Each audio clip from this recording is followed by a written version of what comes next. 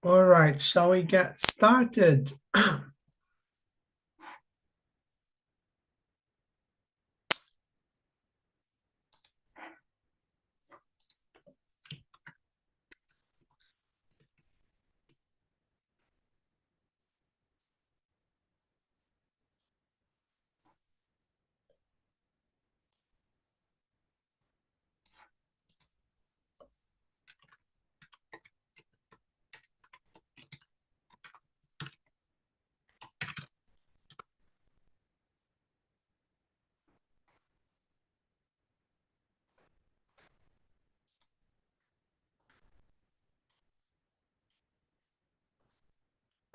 All right.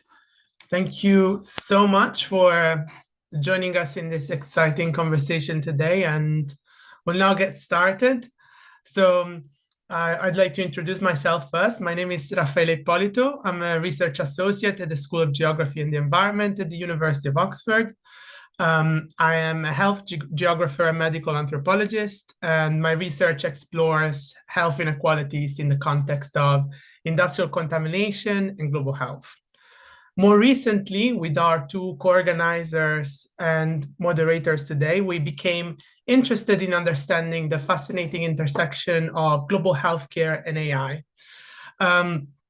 So just to give you a little introduction about today's event, AI is quickly becoming a powerful force in healthcare with the potential to improve early diagnosis, personalized treatments, and ease pressure on clinical systems. But while the promise is real, many of these technologies are still in early stages.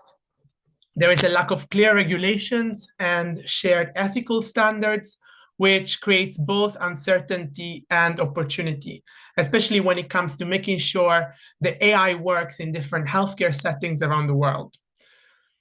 We are now seeing a wide range of tools emerge. Everything ranging from imaging and predictive models to virtual assistants. These technologies can certainly support better care, but they can also raise important questions around data bias, privacy, and the risk of relying on automated systems. At the same time, most innovation is being driven by high-income countries, with lower middle-income countries often needing to adopt tools that weren't really designed with their local contexts in mind. And so if we're not careful, this could reinforce existing health inequalities. There are also gaps in the data and training we rely on. Healthcare professionals are expected to treat diverse populations, but the evidence base still lacks representation from many communities, particularly in lower and middle income countries. If AI systems are built on those very gaps, they could end up repeating or even amplifying inequalities. So in today's panel, hosted by NatSen International and the Nuffield Department of Primary Healthcare Sciences at the University of Oxford, we have the opportunity to explore how we can support ethical, inclusive, and locally grounded approaches to AI in healthcare, making sure that the technology is shaped by the communities it is meant to serve. They are meant to serve. And that trust, transparency, and collaboration are the very heart of this technological development. I'm joined here today by a fantastic lineup of speakers and the two co-organizers and moderators of this event. Dr. Davide Biliardi and Dr. Diana Abdallah. Just a few words about them. So Davide is a teaching fellow at the University of Oxford's Department of Primary Healthcare Sciences and part of the senior academic team for the Masters in Global Healthcare Leadership at the University of Oxford, delivered in collaboration with the Said Business School. Davide co-leads teaching and helps shape the academic and leadership development of executive professionals from around the world. His work bridges healthcare and business education with a strong focus on inclusivity, equity, and international health policy. He completed his DPhil in clinical medicine at the University of Oxford, researching the impact of capacity strengthening initiatives in global health. He has also held research roles in Kenya with KEMRI Wellcome, and previously led global infectious disease studies across diverse settings. Our second moderator and co-organizer, Dr. Diane Abdallah, is a social policy researcher and practitioner focused on global equity, inclusion, and well-being. As a research director at NatSen International, she leads interdisciplinary projects in global health, mental health, and education, with a strong emphasis on low and middle-income countries and conflict-affected regions. Her work combines academic rigor with real-world impact, drawing on deep expertise in qualitative, quantitative, and mixed methods research. Diane has also conducted fieldwork with refugee communities in Lebanon and explored social movements like the Me Too movement in the Middle East. She also contributes to global capacity building through the NatSen International Academy, and previously taught at the University of Kent, where she developed modules on race and racism and launched mentoring initiatives. Throughout her career, Diane has consistently worked to ensure that policy and research reflect the real-world experiences of the communities that they're meant to serve. It is also my absolute honor to introduce you to our panelists today, starting from Dr. Nyawira Gitahi, who is the Data Delta lead for the Africa region at ED Insights.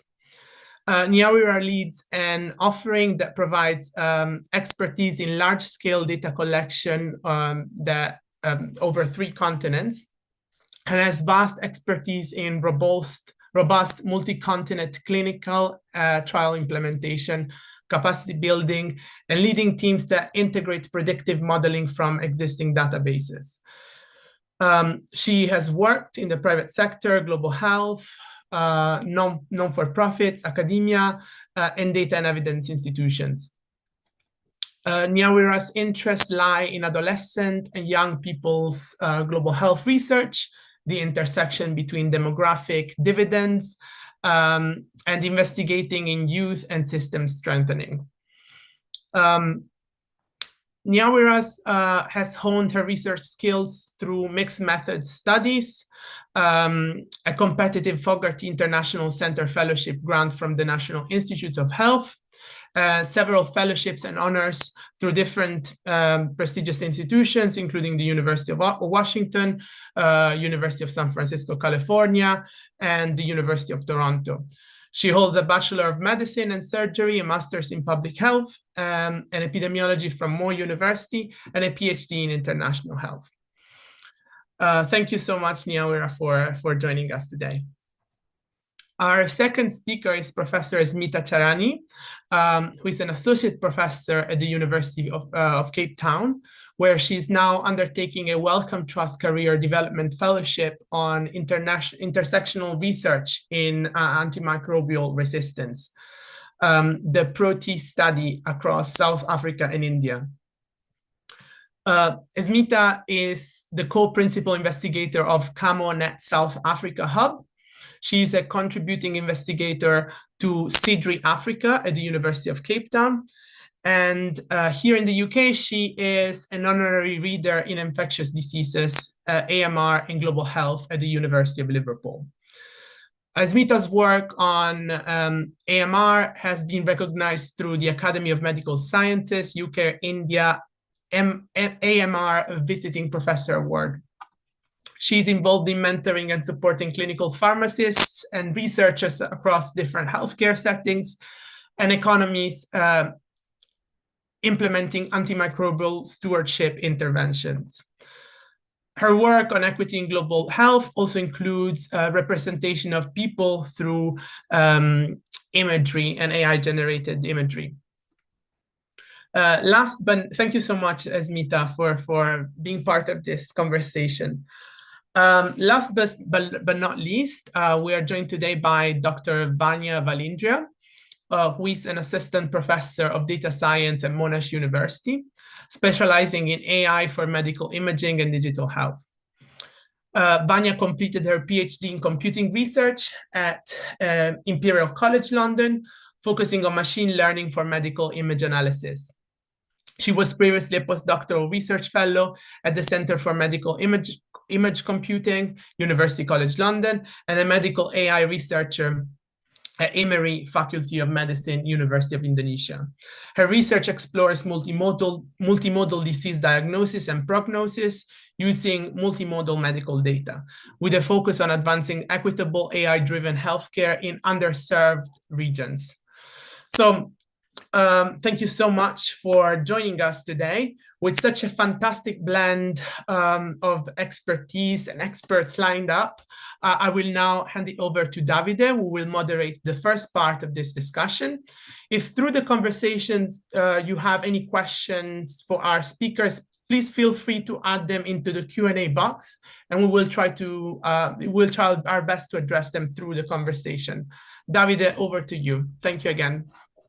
Thank you, Raffaele. Amazing introduction, and I really look forward to this time we will spend together. The expertise of our panelists really gives us depth and breadth of possibilities of starting our conversation on the ethics of user AI in global health. And if it's fine with you, I will start with Nyawira asking her opening remarks for a few minutes. We heard from Raffaele that your experience well, you have quite an extensive experience in policy influencing role across the African continent. But just to set the scene, can you tell us a bit more on what ethical dilemmas you think arises when AI-based evidence inform policy decision in different contexts? Over to you, Nyawira. Thank you. Thank you so much, Davide, and thank you for giving me the opportunity to contribute to this important discussion. Indeed, now more than ever, not only in Africa, but the rest of the world, we have AI really shaping policy across many fronts and across many sectors. AI holds immense promise for shaping evidence-based policy across African contexts, primarily because there's a tech revolution, and specifically within healthcare, allowing us to intersect between education, agriculture, climate resilience, just really offering us the opportunity to also do all these other things in terms of policy based on the data that's there. However, as you rightly said, this promise must be met with maybe a sober understanding of the ethical dilemmas that AI also presents, because then it begins to inform policy decisions that will affect millions of people, which is very, very important.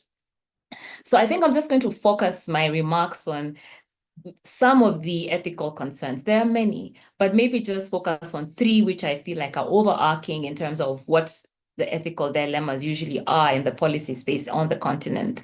And I call them the 3 A's, the first being algorithmic bias, the second, accountability, and the third, asymmetry in the power dynamics. And I'll just speak a little bit to this with an African lens. So AI models, and just for context of, some of our participants, are developed and trained using existing data. And so AI models are only as effective as the data that they're trained on. High quality disaggregated, meaning it has, all sorts of divisions around age, sex, gender, etc., and inclusive data sets often lack in many of our African countries. We do have data sets across many functions. We have DHIS, we have health information systems, but an optimal data set for AI training that needs to be at an extremely high level of quality. And because the AI systems are relying primarily on data then you can end up having a misrepresentation of vulnerable populations, people who have been hard to reach during surveys, who are left out systematically over time, not intentionally, and just because of the varying marginalization that's there, not only in Africa but in some parts of the world. And this can lead to incomplete or misleading insights. Let's have an example. For example, let's give an example of a health policy where an AI model is used to allocate health system pillar structures. In the health systems, we have our pillars that have, service delivery, we have human resources, we have the tech component, etc.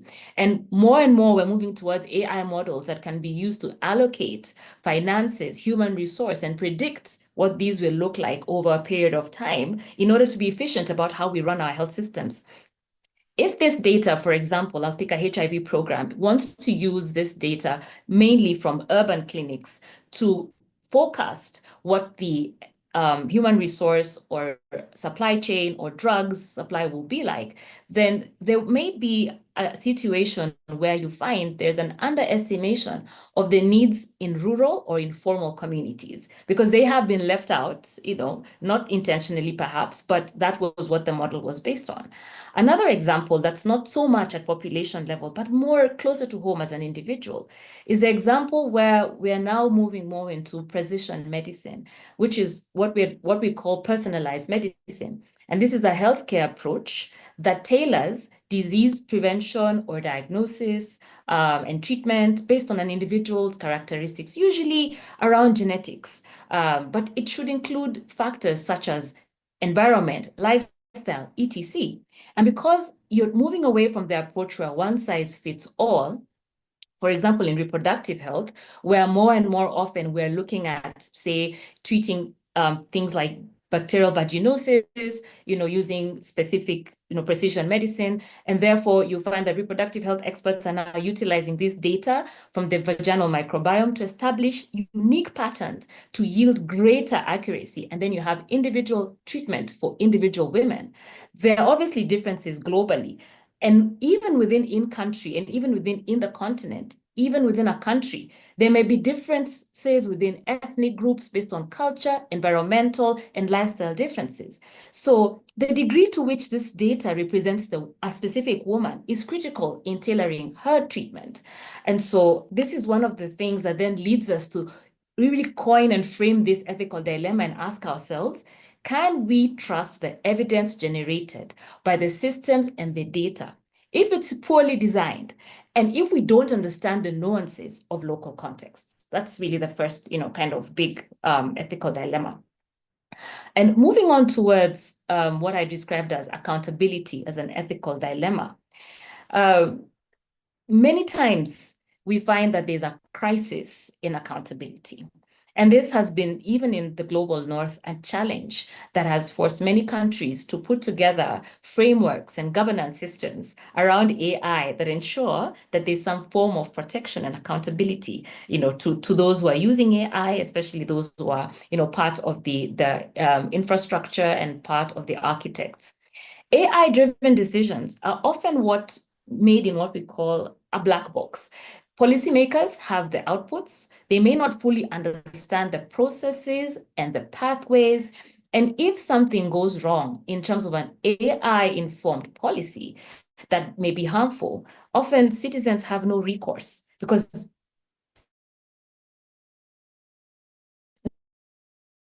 nobody understood the process of context.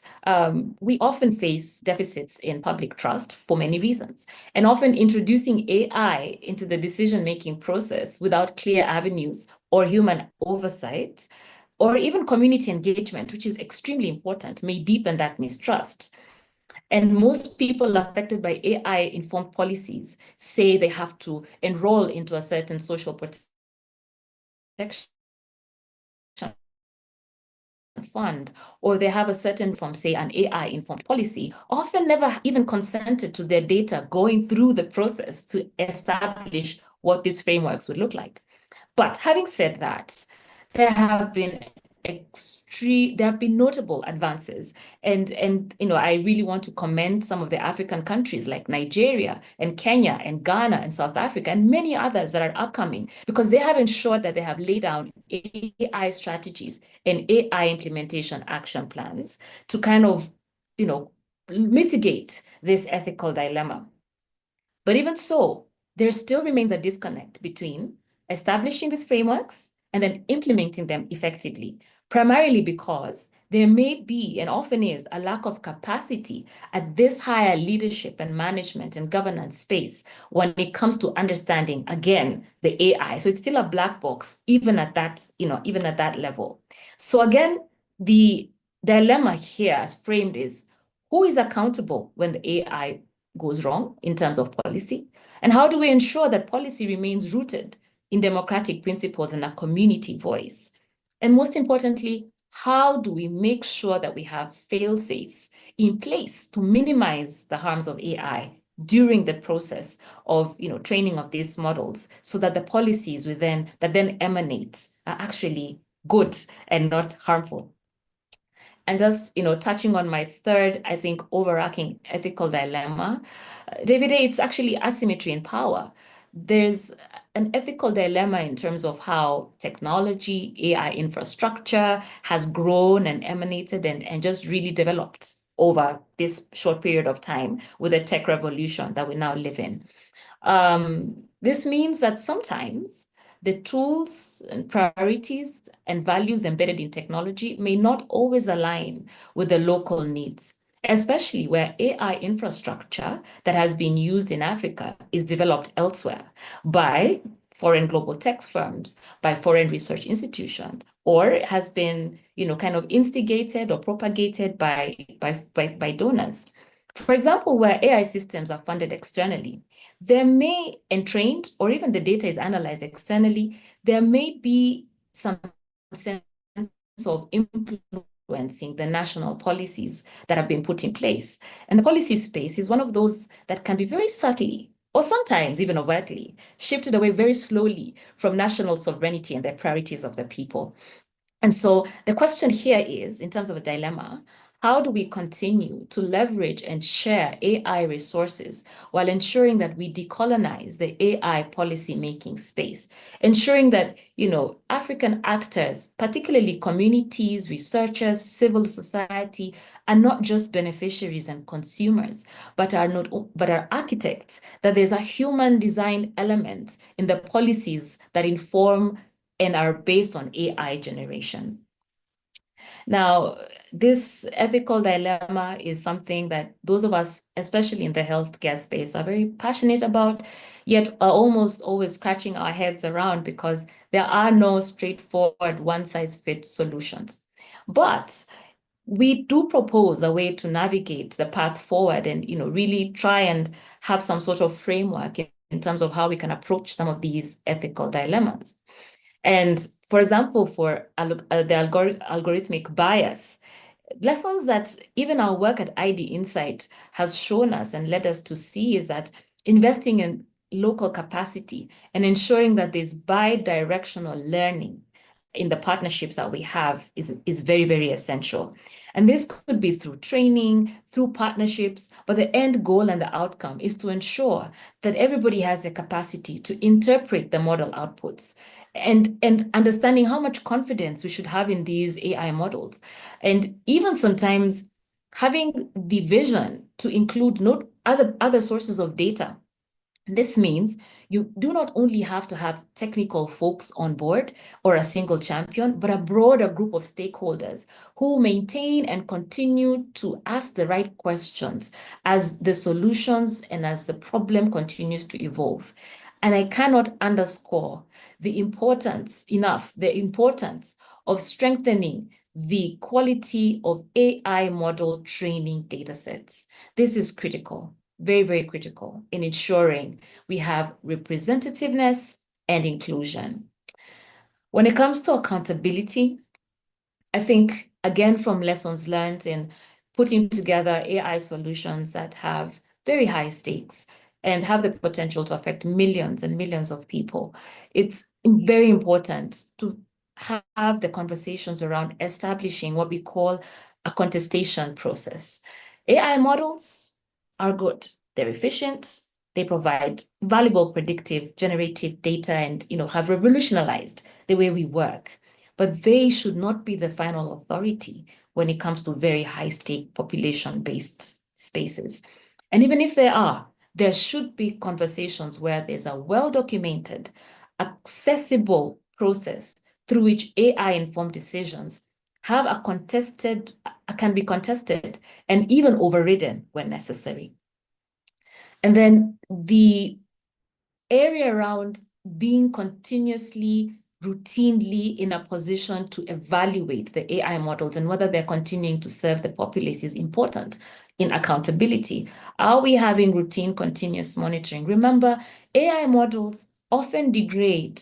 They often become obsolete or often become untimely or unreliable once they go live because time is passing, the data is changing, things are changing all the time. And ongoing model maintenance associated with some data collection, what we call at ID Insight ground truthing, is very, very important and always should be integrated, especially in this government agency, government partners, AI policy solution, so that we don't have an AI solution that is perpetually going to serve citizens for the next 10 years without having some stopgap checks and reality checks along the way. And then I've spoken about ethical framework and guardrails. African governments now more than ever are in the process of co-developing ethical frameworks that are grounded in local values and that guide the use of AI in policy making. These kind of mitigating factors lead me to the last ethical dilemma, which is around asymmetry in power, because they all work together to ensure that the investments in local capacity, the frameworks and the guardrails, the continuous monitoring helps us prioritize investment in the local AI space in terms of data science infrastructure and the research and the ground truthing. It ensures that homegrown solutions are retained, that the homegrown data scientists are retained on the continent and can ask the right questions and have rigorous evaluation that ensure inclusivity and that our AI solutions are not leaving out the most vulnerable or causing a situation where the policies that come out of them are harmful. It's important to encourage learning partnerships, such as the models in which various partners, such as ID Insight and others, have established as part of their ways of working, ensuring that you have inclusive governance and participation, civil society and community leaders are included, because participatory governance is not a luxury in AI. It cannot never be a luxury. It's a must-have. And therefore, these are the contexts in which we bring all these people together. And then lastly, Davido, South-to-South collaboration. There is a lot of strong data science capacity, healthcare capacity, and intersectionality in Africa. We just are not speaking enough to each other because all these capabilities could come together. Thank you very much. Thank you. Thank you very much. So rich, and sorry for we would have continued, but I'm sure with the questions there will be more time. What I liked a lot of your presentation, Nyawira, thank you very much, is the structure that you gave with this model of the 3 A's, and especially the fact that you highlighted the potential and the risks as both part of our this process, right? Yeah. It's easy to say this is the future, this will solve all the problem, and it's easy to say, oh, this will be very complicated to handle because it's out of our control. Thank you for this presentation. Thank you for giving us this input. We will hear from you later, I'm sure, when more questions will come. If it's fine with you, then I move to Esmita. Esmita, I know, and we heard from Raffaele, that you have extensive experience in antimicrobial stewardship, in infection prevention and control, so this is part of your daily job. How do you see AI-driven technology affecting equity in global health, especially in resource-limited settings? Over to you. Thank you very much, Davide, and thank you for inviting me to this panel, and really great to hear Nyawira cover so much of the key dilemmas that we have around AI. And a lot of what I say will probably echo what's already been said, but bring it back to the context of infectious diseases and particularly antibiotic stewardship. So most of my research has been in antibiotic stewardship, but of course it is connected to infection prevention and control. They go very much hand in hand. So some of what I say will also be applicable to infection control. A lot of our research is based in low and middle income countries, but we've conducted research across around implementation of antibiotic stewardship across different settings, including in high-income countries. And the issue, I just want to highlight at the beginning, we sort of separate LMICs and HICS when it comes to data availability. But, you know, data linkage and data availability is a problem everywhere in the world. And it's a continuous problem that we have in healthcare systems. Even, for example, in the UK, the massive issue we have about linking data from primary to secondary care for us to be able to follow patients throughout their journey, their health journey. So I think some of the limitations around data and AI is universal. Others are based on whatever limitation, resource limitation is in different contexts. I think that's something to really highlight at the beginning. And then coming back to antibiotic stewardship and artificial intelligence, there have been a lot of advances recently that has facilitated the use of data linkage and connecting data for real-time individualized treatment decisions. For example, we're using increasingly machine learning. A lot of our researchers that I've worked with in the past, like Dr. Tim Rawson at Imperial is doing a lot of work around machine learning and decision support systems. There is similar work being done in other countries, but at different pace. And that's one of the things is everybody is engaged and working in using technology, but we're doing this at different pace and using different data sets. And that's one of the problems when we want to look at benchmarking practices in a specific field, for example, in antibiotic stewardship. One of the issues around using AI is this black box nature of AI, in that the algorithms, there's lack of transparency. It speaks to what Nyawira was saying about lack of accountability, and it links to lack of transparency around the algorithms that are used and lack of representation of diverse populations in different countries who may be at different levels of vulnerability to the risk of antimicrobial resistance, to the exposure and threat of antimicrobial resistance, and poor infection outcomes based on social determinants of health. So I think when we develop these algorithms and we develop these systems, it's really important to look at the broader data that needs to be included for us to understand the population dynamics in relation to risk of disease and outcomes.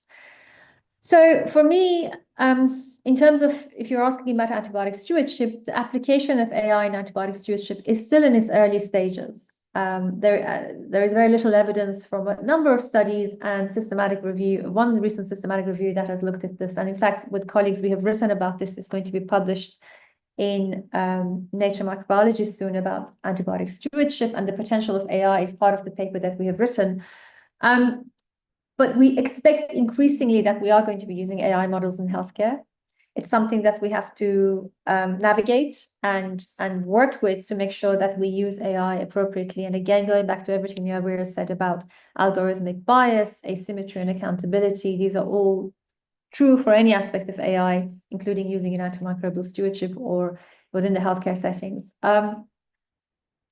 The places where AI currently is being used is around personal guidance tools, improving diagnostic accuracy for infections, offering recommendations for appropriate antibiotic prescribing, and addressing antimicrobial resistance. But we need to work a lot more at the interoperatively of health systems to bring it to international standards. And that's not just an LMIC issue. That is an issue across the board in healthcare systems, in interoperability and connecting and linkage of data.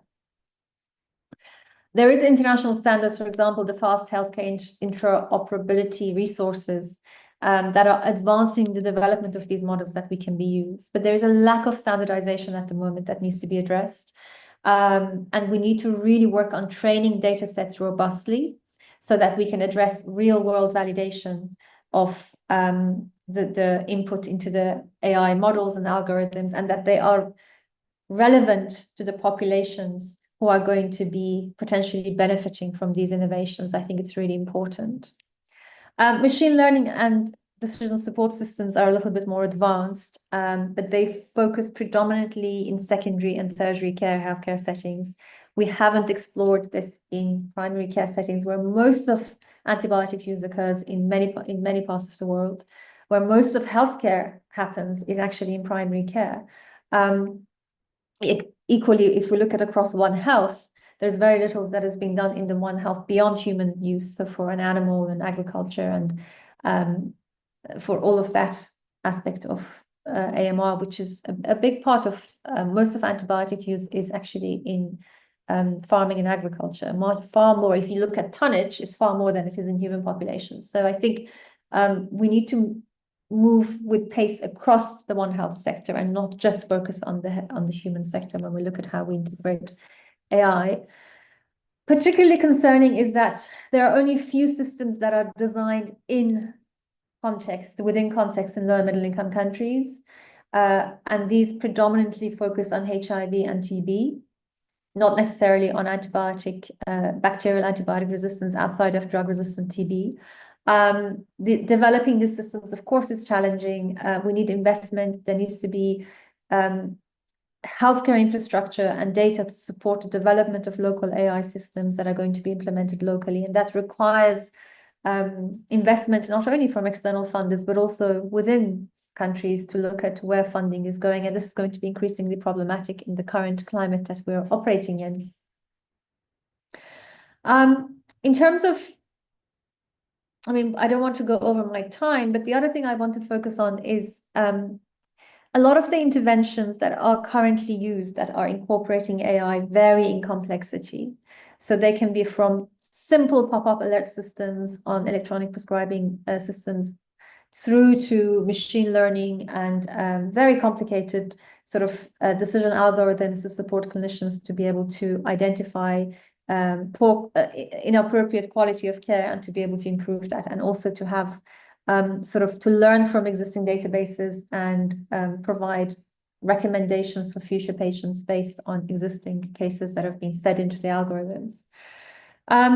But, you know, even if we look at electronic health records, even within high-income countries, yet alone across different countries and in low and middle-income countries, we are at such different levels of operability and different levels of innovations and access to electronic health records. And we need robust electronic health records if we are able to implement AI effectively within healthcare systems, particularly if looking at antibiotic stewardship. For example, if we want to look at person-level antibiotic prescribing, that links the antibiotic use to the indication, to the patient, to an outcome. We still are struggling with that basic pathway to be able to do that consistently, and then to link that to the epidemiology of the pathogens and resistance that we are seeing. So, but and also in veterinary medicine, there is very limited in innovations, like I mentioned, but there are many different ways that there are massive opportunities for using AI. One of the areas of work that I've been involved with colleagues in India is looking at antibiotic shortages. Increasingly, we are experiencing antibiotic shortages due to active pharmaceutical ingredient issues and the fact that a lot of the manufacturing of raw materials is now channeled through China and India to single factories, and when there is a bottleneck, it's sort of the whole system implodes and we end up with shortages of antibiotics. But even for that, we do not have consistent data on the state of antibiotic shortages currently globally. What are our responses to these, and how can we use AI to predict and be able to forecast potential issues into the future, both in terms of potential new shortages that may be happening, but also the consequence of existing shortages. So I think I'm coming up to my time, but I think, overall, I think there's a lot of benefit, there's a lot of promise, but it has to be nuanced, it has to be measured, and it has to be tailored to the context of different populations. I think one of the biggest failures that we often have in innovations is we have parachute innovations where we bring something from one healthcare system or one economic system to another, and we expect it to work, and it won't work because it's not been contextualized to the local needs. I'm going to stop there. Thank you very much, Smita. Thank you. How a rich contribution. I love the way you went from zoom out, giving us the perspective of the fact that certain things like data linkage are not limited to one part of the world. They are a problem that AI is facing everywhere. And then to zoom in into the operability of new AI system within the context, in this case of AMR, and concluding with the problem of transferability of a new technology innovation implemented somewhere and then to another context is a very, very nice conclusion. for now, because we want to hear more from you in the next part. So for the sake of time, we will move now to Vanya. Thank you again, Asmita. To Vanya. Thank you for joining us, Vanya. And from your expertise in medical imaging and computational AI, we move now to more technical expertise. How do you balance exactly what Asmita was saying, technological innovation with the ethical consideration related to data ownership and global North, global South power imbalances? Okay, thank you for the question, Davide. Yes, you're right, because nowadays AI is transforming everything, from AI media like movies to global healthcare. But with that power comes big ethical responsibility. So as someone working in AI and medical imaging, I've seen how powerful AI can be, but also how it really depends on the data, because AI relies heavily on data. It always comes with ethical challenges, especially around data ownerships. In many AI applications area, such as the AI avatars, live shopping, and even AI generated films, we see innovations are moving very fast, very rapidly, and these systems are already generating content, faces, voices, but sometimes this happens without enough attention to ethics, especially when people's persona or people likeliness are used without permissions for parody or even unethical use. So in healthcare, we are dealing with real patient data. This kind of data is highly sensitive, and I believe each country has its own regulations to protect these data. For example, in my country, the healthcare data, patient data, must stay inside the country regarding the data ownerships, and that means we cannot just upload the data to foreign cloud service, even if their AI tools are more advanced or if the storage cost is much cheaper. But that's just the beginning of the challenge, because things can get complicated, because as we know, many of the most powerful AI models in healthcare and in other models such as media and large language models, all of them are mostly developed in the global north. So in countries with more funding, where they have larger data set and stronger tech infrastructure. So in global south, we often do not have the same resources. So what tends to happen is we like to perhaps import their AI models, use their AI tools, and use their API, or just call their API or their platform. So that's where the power imbalance begins between global north and global south in terms of AI power. So, and in my own experience, I've seen so many international companies, especially offering AI healthcare solutions to the government. So on the surface, it seems like a quick win. They already have the tools, they have the system already, and it saves the time and cost, of course, to build from scratch. And after all, developing our own AI healthcare system means we need to collect and clean a lot of local data, also make big investment in computing infrastructure, and also train AI models tailored to our own population.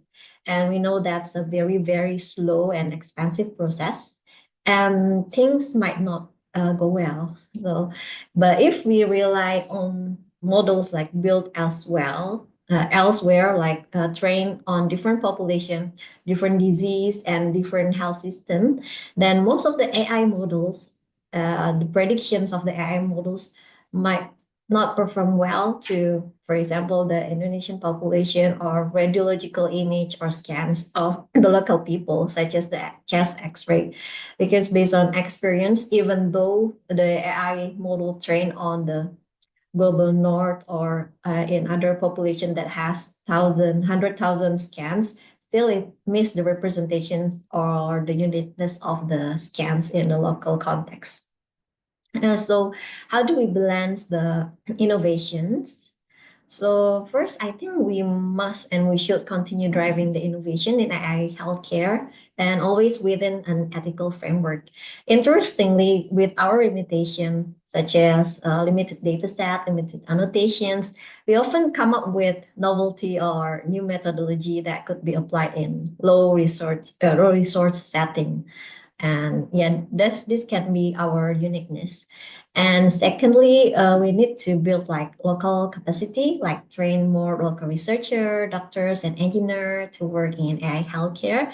And third, yeah, I think we need like collaboration between global north and south, like partnership on long-term sustainability. And finally, we need to make sure that AI serve the health priorities to our people, like local people and communities.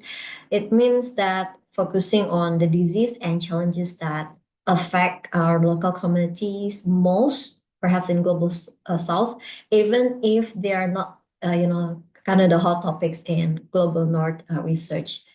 So yeah, I think that's my answer. Thank you, David. Thank you very much again. I think it's so important to look, as you guided us so well through, at the perspective of how eventually AI is fed by a certain level of data and how we need to act at that level in order to create a more extensive application that can be used in different population. I like when you said AI model are trained using certain data, and then they may not be immediately applicable to our populations. And even if you give for granted that this can be done. So I think I'm really grateful for this introductory presentation, these opening remarks from our three speakers.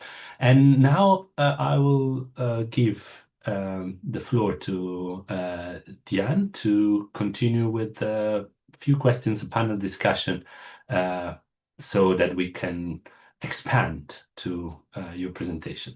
Thank you very much, and to you, Diane. Thank you so much, Davide, and thank you, Raffaele, for the really nice introduction.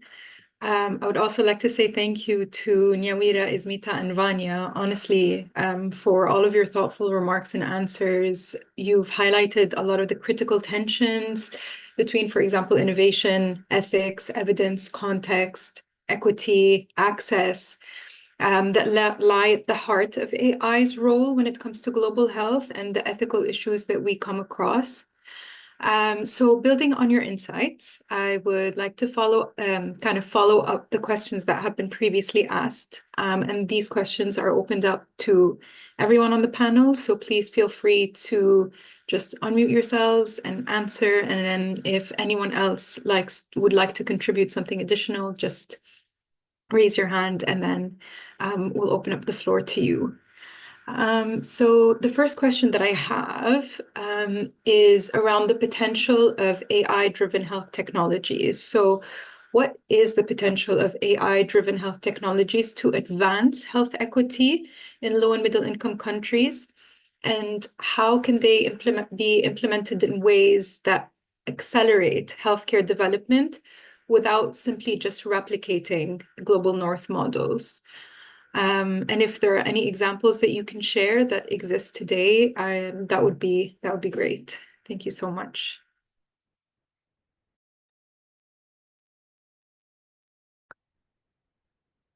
You who want to go first on this? If I can add on this, it's very interesting. From time to time, we think that the technological advancement it needs to go through the path that is the path that the culture I come from, the West-North path, goes through, right? So to go from taking notes by hand to use AI, we need first to teach people to use the typewriter. And then we can move to something else.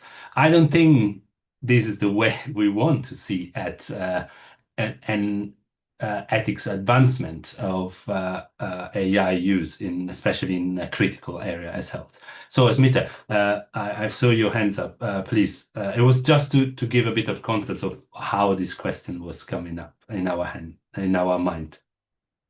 Thank you, Davide. Actually, what I'm about to say speaks to what Nyawira said, and I'm sure will have things to add to it. But I think from the work that we have done and the inequities that we have been looking at in global health, one of the issues is a digital divide, the unequal access to digital technologies, which is grounded in race, ethnicity, and other socioeconomic disparities across the global south and global north. And people have written about this, which you can read, and Robinson et al. And colleagues, and Özdemir has written about it. But it's about the global push to digitize healthcare without an adequate consideration for the legacy impacts of colonization, of associated power asymmetries, which Nyawira talked about, and then looking at the economic socio-political structures, exactly what we're going through right now in terms of withdrawal of funding mechanisms. So these aspirations we have to match the realities of people's and countries' existence, and why countries have come to where they are, and the health systems, how they have been shaped by inequities going back centuries.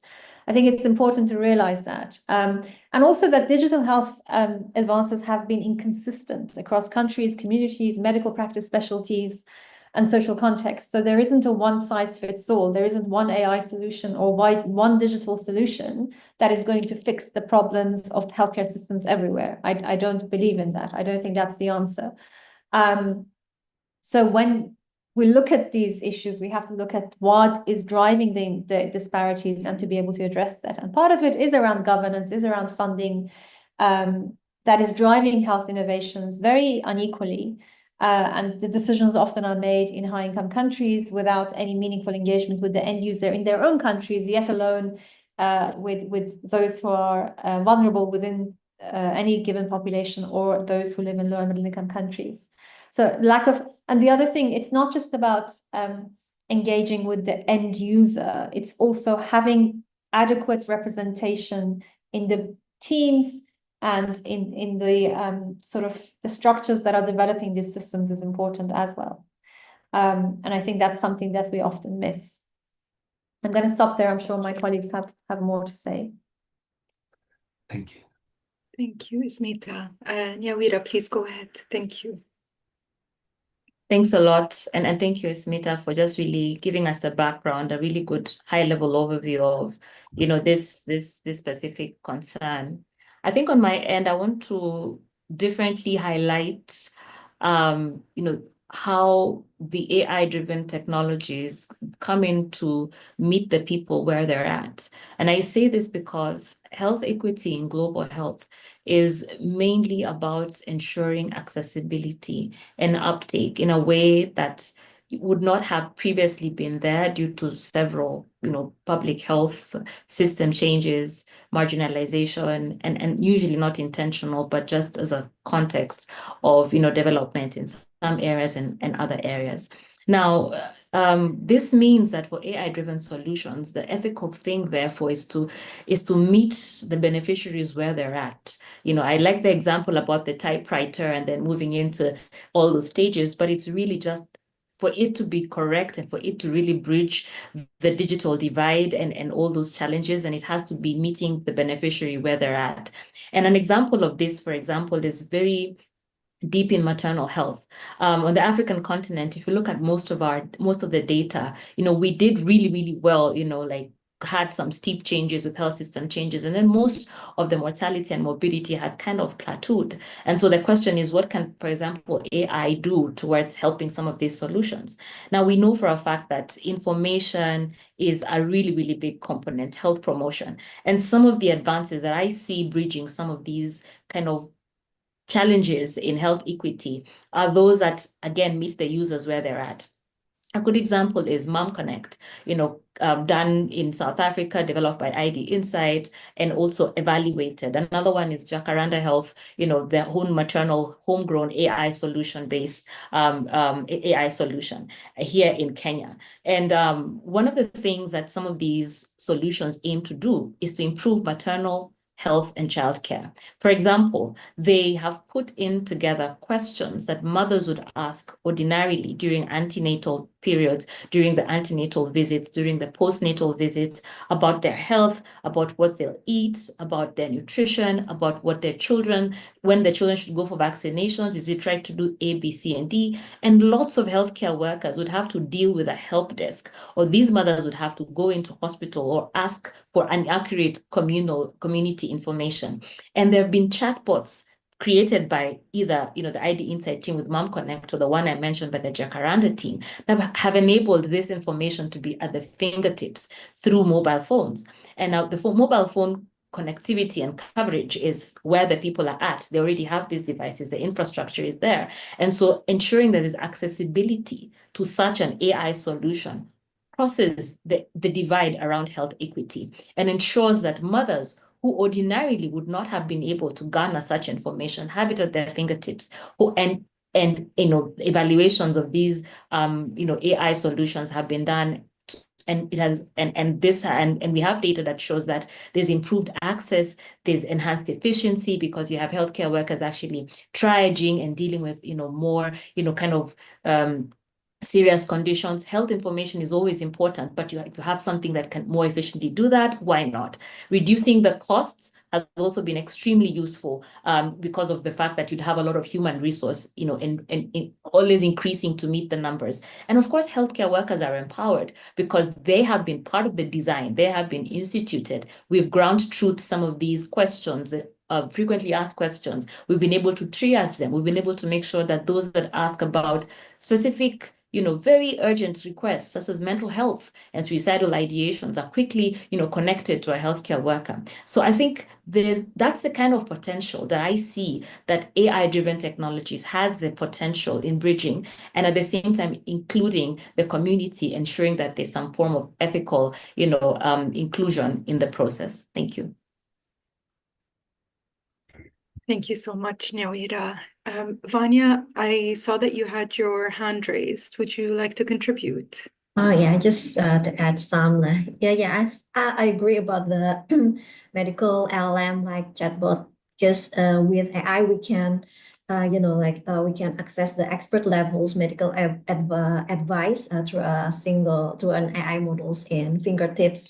That's what AI offers. It can bring the knowledge to areas that doesn't have expertise. So yeah, I think, but to be honest, for me, for large scale AI healthcare system, it's very complex problems, like with many layers. So yeah, even though they are not rolled out yet, but there are small but meaningful steps being taken in our developing countries.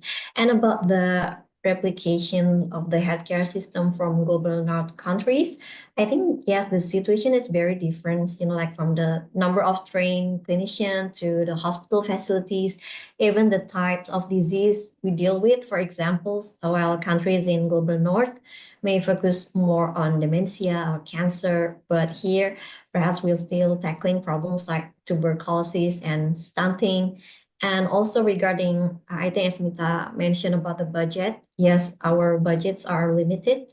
So we need to be smart about choosing the right trajectory for the path for our AI-driven health tech. We need the system that are affordable, practical, and work well in our local context. Sometimes we don't always need the newest or most expensive AI solutions, but we need to work on the approach, and AI should help us rethink how healthcare works, in a way that it fits to our needs and a unique challenge. Yeah, I think that's for me. Okay, thanks.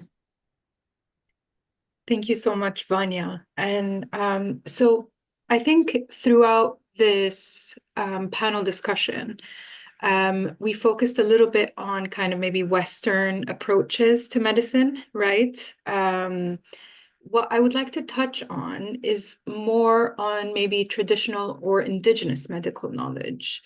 And so, because we need to also consider kind of like the global diversity when it comes to healthcare practices. And so I would like to ask you how you think AI solutions can ethically integrate traditional or indigenous medical knowledge, ensuring that these practices are included respectfully, are kind of respected, and they're meaningfully included in AI algorithms. Thank you. Can I start? Not because I'm an expert on this, but because we are currently looking at around a colleague of mine, Tlangalali Makamu, who works with us with Professor Mark Mendelson here at the University of Cape Town. We are looking at the evidence around traditional and indigenous knowledge and how we engage with that for communicating about antibiotic resistance and drug-resistant infections. And one of the biggest issues is language, right? So often traditional or indigenous practices, which may be rooted in deep sort of intergenerational knowledge. And let's not forget, I'm a pharmacist by training, and a lot of our remedies come from herbs and herbal medicine or nature, the natural world. A lot of the intergenerational knowledge that has been passed on from generation to generation also relies on this. So it's very easy to dismiss alternative knowledge as, you know, not relevant or not accurate, but it's actually wrong. And I think we need to recognize it. But the first barrier there is language, because often these practices will not be recorded in English, or very rarely are they recorded in English. Or so, you know, the main languages that are training AI algorithms internationally is English. I would imagine is also Mandarin. But also maybe Spanish, so that the dominant speaking languages of the world. But so we are excluding a lot of, we need to be aware, just like in science, when we write up a study, we have to declare the limitations of our study. With AI, we are not doing that. And that is the danger zone we are in. We take AI innovations at face value because of this black box issue that we have, because not everybody understands the algorithms, not everybody has access to the algorithms that are used to train AI. And I think what we need to start with is to have this practice of declaring the limitations of the systems that we are using. And one of them is English, is what is being excluded, not only what data are being included. Data are messy. We have a PhD student, Professor Alison Holmes, currently in Imperial College London, who just wanted to look at national data on urinary tract infections across primary and secondary care in the UK. And we could not get this data. And once we had some data, we're still the barriers to cleaning that data. So that is for the best version of data that is out there, right? And there's still this much messiness and gaps in data. And then but what algorithms do is they fill in the gaps, and they fill in the gaps with the learned data that is in the system. And that is the danger. If we do not have this data already in the system, it is completely going to be excluded. I'm going to give an example of it, which is a very superficial example, which doesn't speak to indigenous health, but it is about representation of people from different communities. We did a study looking at representation of people in global health in imagery, how we represent people visually. And we identified that currently in the available evidence literature, in the publicly available grey literature and guidelines, when we talk about global health in relation to infectious diseases and vaccinations, we overuse images of Black and coloured women and children, often presenting them in compromised situations, real life situations, without any consideration for their dignity, for consent, or respecting the individual who's being depicted. We do not do that. We are not allowed to do that when we represent people in the global north. And then colleagues of ours in Oxford took this one step further. So we developed guidelines for the ethical representation of people in global health. Colleagues in Oxford, including Arseny Alexeyev, I think I got his surname right. I apologize if I haven't. He took this and decided at an upcoming global health conference, they would use AI to generate images for global health, because we had said that real images are problematic.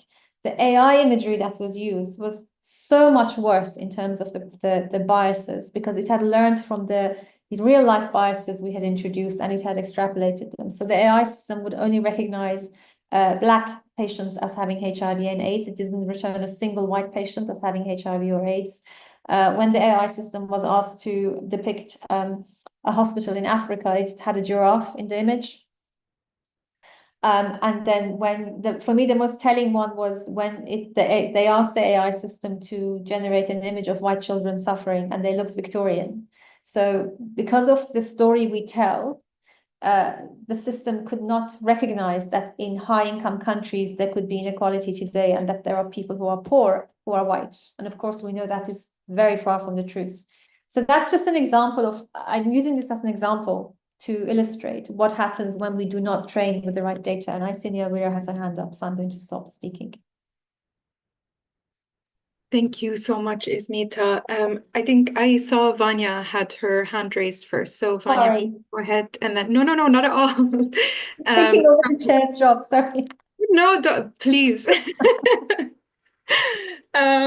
So Vanya, please, the floor is yours. And then Nyawira, we'd love to hear from you as well. Thank you so much, Ismita. Yes, thank you. Yeah, I agree with Asmita. Yeah, of course, in Asia, there are lots of like traditional medicine, something like traditional Chinese medicine, and similarly across Asia, also in Indonesia, there are some traditional medication or some kind of holistic therapy. But I don't like study that topic in details. But yes, like Asmita said, the language can be the barriers. Of course, like in building AI models, because we also kind of fine-tune the large language model and visual language models, where we can connect the visual representation to local context. Yeah, it's crucial to kind of meaningfully include the local medical terms if we build the AI, particularly in language models. For instance, in Indonesia, we have many dialects, like every province, they have their own language. And they have different conditions of medical terms. For example, muscle cramp, they have a local context, local language like kanjengan or tingling, they mention as some other words. So sometimes it doesn't appear in, like general chatbot or the Indonesian language itself. So this traditional medical language condition should be included when we build like local or country-based AI healthcare models, especially for multimodal language models. So yeah, so that we can stay relevant and culturally sensitive to that. And of course, minimizing the bias, like Asmita said. So yeah, I think that's from me. Thanks. Thank you so much, Vanya. Nyawira, over to you. Thanks. I don't have anything that's new to say. I think the previous speakers have, really, spoken into the biases that are obviously brought about by exclusion of traditional indigenous medical knowledge. I'm just going to add that, even the approach towards the inclusion needs to be from a data and evidence-driven space. The AI models can be trained to recognize when individuals and populations prefer traditional practices. They can recommend integrative approaches that blend both biomedical and indigenous care where appropriate. And in the context of the African continent, we're moving forward towards even asking people overtly, would you prefer herbal medication when you're in the reproductive health space, traditional birth attendance, something that is culturally more acceptable for you, things like that, so that we are also coming from a place of data generation, so that these AI models and data sets that will then go ahead and be trained to have the predictive models then also have this data inherently included in there. I think the other thing is that sometimes indigenous knowledge is treated like data points. They're just data points, but ideally, they should be treated as knowledge systems with their own validity and logic and rationale, having been there for thousands of years. And this obviously then requires, during the process of AI training, model implementation, and even evaluation, ensuring that we have interdisciplinary collaboration between the AI developers, anthropologists, ethicists, folks who are in the alternative medicine space, just all included there as part of the developers. And then lastly, including natural language as often and as much as possible, training models to incorporate, and also training models to incorporate cultural and ethnical, kind of terminologies that might not be, have a direct translation to say English back to, Esmita's point, in terms of having these standard, languages and formats in which we often have the data represented in. So being more inclusive about incorporating some of these terminologies would also go a long way. Thanks.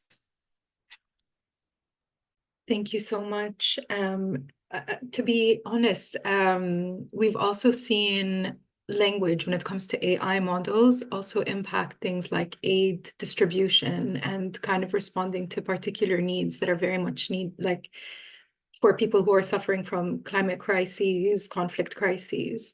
And we've seen that happen recently, right? So we've seen it happen during the Turkey-Syria earthquake, where the model was not trained on local dialects. And so it just used modern standard Arabic and then misdistributed aid and misidentified what aid was needed, both in terms of healthcare, but also kind of food and clothing. Thank you so much for all of your answers. Honestly, I think Raffaele, Davide, and I are enjoying this discussion probably so much more than the attendees. But kind of to give credit to the audience today who have submitted questions before this panel and who also have the opportunity to include any questions they need into the Q&A box. We've kind of compiled some of the recurring questions that kept showing up when the attendees kind of signed up for this panel discussion. And we will be asking them now. And similar to the cross-cutting questions, these are open to everyone on the panel. Davide, over to you.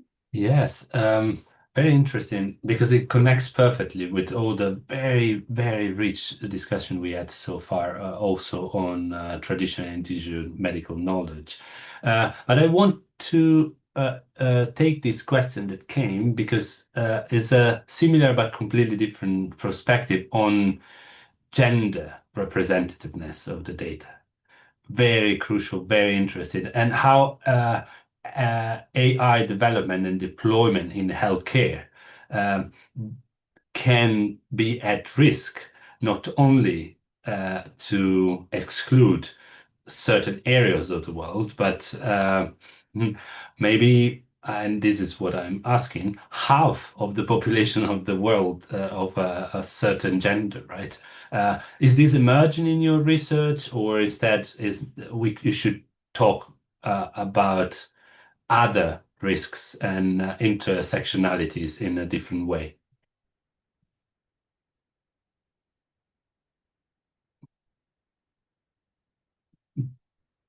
Who wants to come first? Nyawira, go, and then I know also Mita is working on these. Then go, please. Yeah, thanks. That's a very profound question, and even beyond the AI space, in daily medical healthcare practice, the exclusions exist, and we know them. For example, randomized control trials, which are part of some of the largest bits of data set that we use, generally in terms of putting together data sets for AI solutions. And just because they're also considered to be very high quality because of the rigor that is included in collecting the data, we also know that they often included pregnant women, for example, because they weren't so sure it was a randomized control trial, and therefore they had to figure out, whether this is a population they wanted to enter into a rabbit hole. Sometimes women were, all in all, left out some of these data sets, and even for very recent drugs, since some of the ARVs that we see, we have challenges because then we do not know whether these drugs, even in practice beyond the AI space, should be used in some of these populations because there is hardly any data. So imagine again a conglomeration and accumulation of this data being used to again, train AI data sets to then predict, in future some of the population and some of the concerns and answer questions in future. So, I mean, some of the gender, I wouldn't say systemic biases, but the exclusion, the lack of representativeness of the data sets that has been there historically has had dire consequences in terms of when we now come in to include AI solutions and think through what generative AI and predictive AI would then, offer us as an outcome. But that being said, there's still a role for enhancing some of these data sets. The most important thing, I think, is when we are aware of the biases, the awareness of the biases is the most important thing. When you're aware of the biases, then you're able to maybe think through other mitigating, solutions, either including data sets that have another proportion of a larger sample of that population, or even just, straight up data collection specifically to enhance some of those data sets to ensure that then we have an ethically trained AI model, response to the question. Yeah. Thank you very much. I think we have 1 minute. Is Vanya or Esmita wants to build on this? Otherwise, we have other questions. Esmita, please. Vanya had her hand up. Oh, yeah. This time you noticed as sorry. well. Yeah, Thank you. Yeah, just quick. I think, yes, I would like to add, like, by ensuring the gender balance in patient data sets. And for me, like, personally, like, I would like to focus on AI development for women-related health issue. For example, building AI model to detect, to do the breast cancer screening or ovarian cancer. That should be kind of helpful for women, like, in global healthcare. Yeah, I think that's fine. Thank you. Thank you very much. Esmita? Yes, I mean, for me, I think one of the issues is there's a gender gap in the whole AI life cycle, right? Which has been documented and people have talked about, including at the very basics, for example, in health, in highlighting or focusing more on symptoms of male biology for any particular disease, or focusing more on male biology than female biology in disease processes. But also I think Vera touched on a really important point about representation in clinical trials, in drug development, and how these are then feeding into the knowledge systems that we're developing within AI. But at the very basic, even the voice of a lot of AI systems is female, is perpetuating the bias that women are to serve, and a lot of the voices are female. And at the very basic level, these biases are sort of building layer upon layer. We have published with colleagues through the WHO. There is a guideline out recently on gender considerations in national action plans for antibiotic resistance, and we focused about the gender differences in terms of development of diagnostics, which is what Vanya was speaking to, developing specific tests for disease conditions that affect women, particularly in maternal, gynecological, sexual health. And I think, again, there is a lot of work that needs to be done there. I'm going to stop here because you said 1 minute, Davide. Thank you. Very, very, very important highlight. Thank you so much. So one thing that I would like to ask you about as well, and that came up in the audience questions, is around data ownership. And so when we think sometimes of low and middle income countries and conflict-affected contexts, especially the regulatory frameworks in those contexts, sometimes they can be weak and non-existent, right? So who owns the health data used to train AI systems, particularly when it comes from the global south, or maybe even more specifically, low to middle income countries, conflict-affected contexts?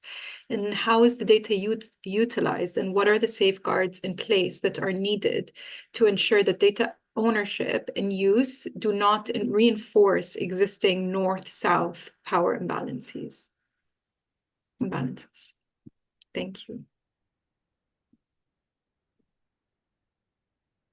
I think Vera is the most expert on this call. I mean, from our experiences, one of the things that we've noticed in health is data ownership is really important, but also IP, so the intellectual property right, and who has that, and who's making money, who is profiting from these innovations that are developed, and the profiting from the data that is being collected is really important. And I think it's something that we do not consider enough.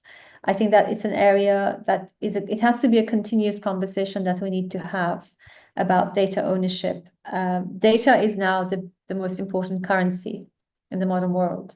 And our data, individual, personalized data, is being used by all the apps that we have on our phones. In every way, data is being collected on us. But I think there needs to be a lot more transparency within the healthcare space around the innovations that are developed around intellectual property right, but also, yes, data ownership. I don't have an answer for that because it's way out of my comfort zone, but it's a question we always need to grapple with when we have become so used to uploading our data to different places thoughtlessly without thinking someone is making profit from this, or someone is using this data for purposes we're unaware of. So I think within the healthcare space with healthcare data, it becomes a much more important question.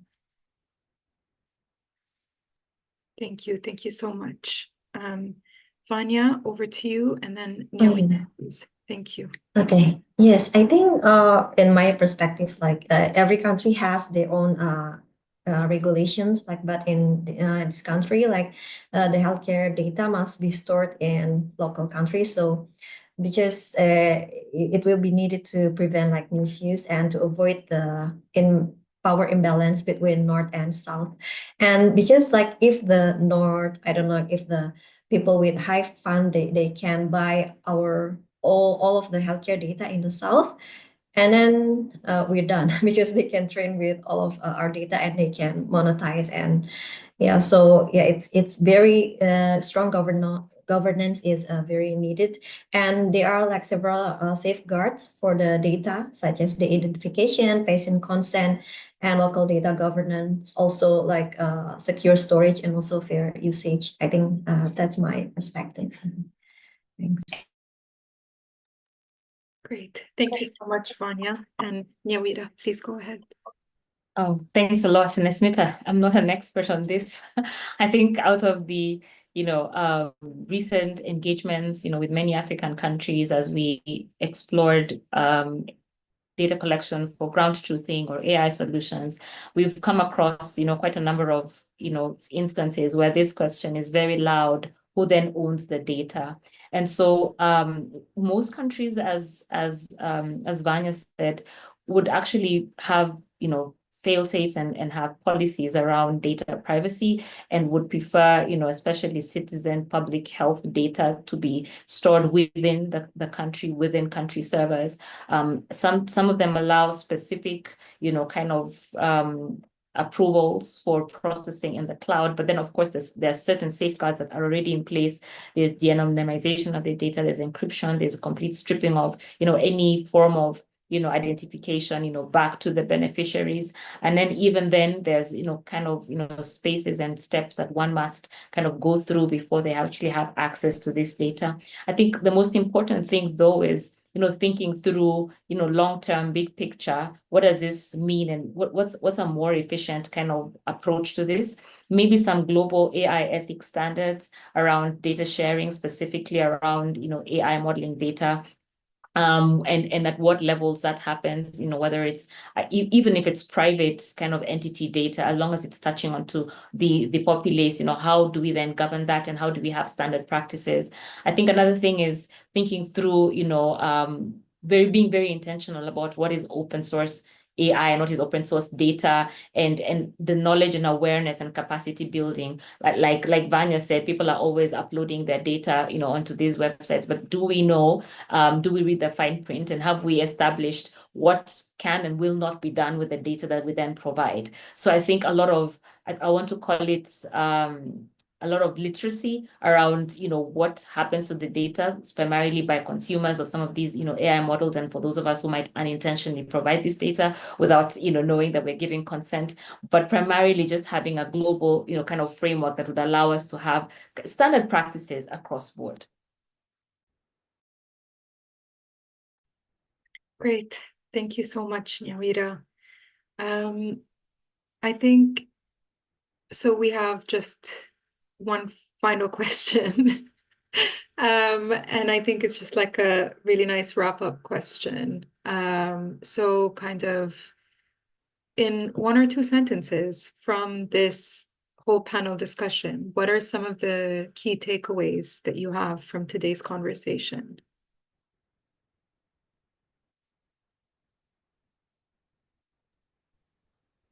You have 30 seconds to think. So it was really a rich conversation. So we know that it's difficult to find takeaways, but please, Vanya, right? Yes. Yeah, I think main takeaways from today's conversation is I believe like the future of AI in healthcare depends not only just the technology that we build, like to have smarter AI or to build like more new solutions, but also on the ethical infrastructure we put in place, especially for healthcare, to create like more equitable society. Yeah, I think that's for me. Thanks.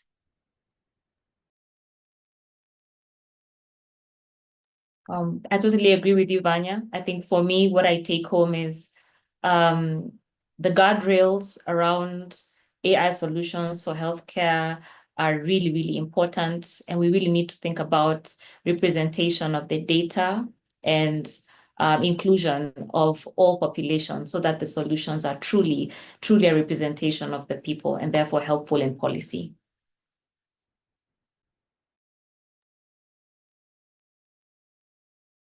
Thank you so much. I think I have the last word now.